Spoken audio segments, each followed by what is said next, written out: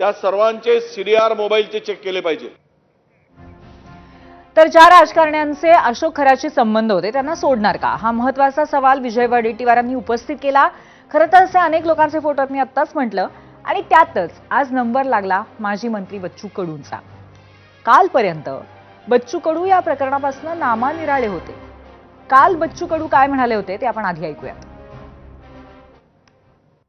तर प्रत्येक इलाख्यातल्या भोंदूबाबासोबत त्यांचे फोटो लागलेले आहे व्यवस्थित।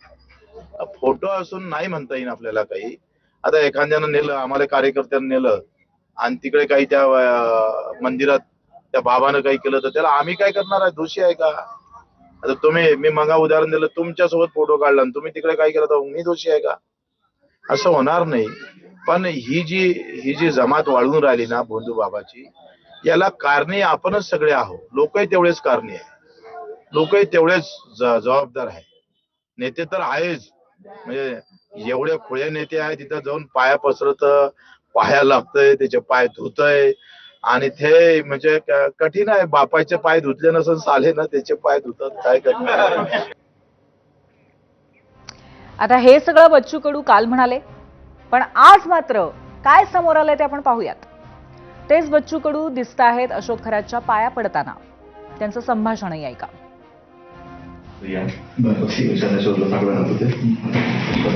लाईक टू से मला तुम्हाला एकच गोष्ट म्हणायची, जेव्हा तुम्ही बिजुलीमध्ये मंत्री असाल तेव्हा तुम्ही इथं या। शोधला सागवानात होते।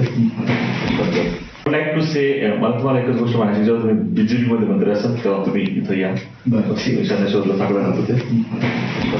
लाईक टू से मला तुम्हाला एकच गोष्ट म्हणायची, जेव्हा तुम्ही बिजुलीमध्ये मंत्री असाल तेव्हा तुम्ही इथं या। शोधला सागवानात होते। असो, असे अनेक फोटोज आणि व्हिडिओज कदाचित भविष्यामध्ये समोर येतील आणि त्यानंतर याबद्दल सुद्धा विविध स्पष्टीकरणं आपल्याला ऐकायला मिळू शकतात। दरम्यान आज पोलिसांना कोर्टाने खरातचा ताबा वाढवून दिलेला आहे। तो का?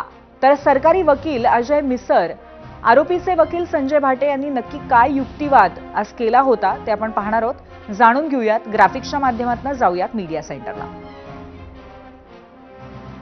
तर सुनावणीच्या वेळी कोर्टामध्ये काय काय घडलं आपण बघतोय। सरकारी वकिलांनी युक्तिवाद केला की कॉस्मोलॉजीचा अभ्यास होता असं खरात सांगायचा। खरातकडे 6,53,000ची रोकड आणि लॅपटॉप मिळाली अशी माहिती त्यांनी दिली। खरातकडे काळ्या रंगाची रिव्हॉल्वर आणि 31 काडतुसं मिळाली असंही सांगितलं।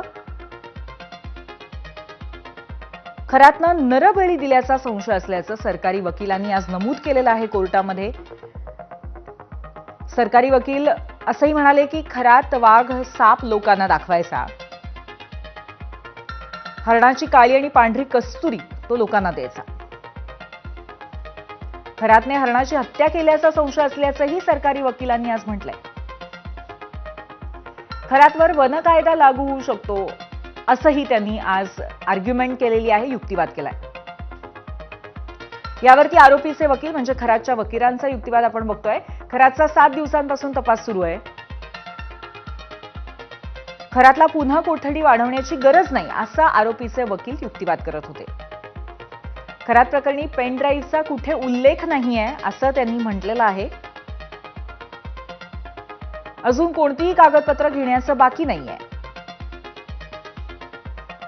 रजिस्टर ऑफिसमधनं कागदपत्र मिळू शकतात, कोठडीची गरज नाही असं आरोपीचे वकील युक्तिवाद करताना म्हणाले।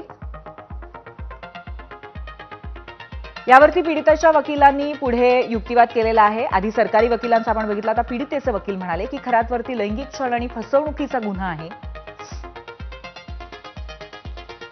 7 दिवसांची कोठडी द्यावी कारण यातून समाजात संदेश जाईल असा एक मोठा महत्त्वाचा युक्तिवाद पीडितेच्या वकिलांनी केलेला आहे।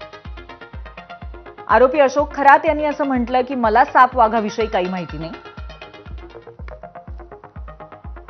आरोपीने असंही म्हटलं की मी हे सगळं पहिल्यांदाच ऐकतोय। मंदिरात जायचो तेव्हा 100 लोक असायचे। 5 दिवसांच्या कोठडीत जे प्रश्न विचारले त्याची सगळी उत्तरं मी दिली असं अशोक खरातचं म्हणणं आहे।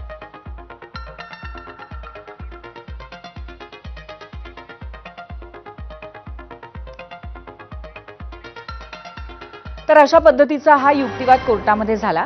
कोर्टामध्ये काय धक्कादायक बाबी समोर आल्या त्या तुम्ही ऐकल्यात, पण नराधम अशोक खरातला कोर्टात हजर करणं हे सुद्धा पोलिसांसाठी एक दिव्य साज होतं. त्याला कारण म्हणजे अनेक संतप्त महिला आणि पुरुष हे खरात आपल्या हाती सापडला तर त्याला धडा शिकवण्याच्या मानसिकतेत होते. 3च्या सुमारास 2 पोलीस गाड्या नाशिक जिल्हा न्यायालयाच्या बाहेर येऊन थांबल्या. त्यातल्या एका गाडीला तर साध्या वेशातील पोलिसांचा जबरदस्त गराडाच होता, कारण त्याच गाडीवर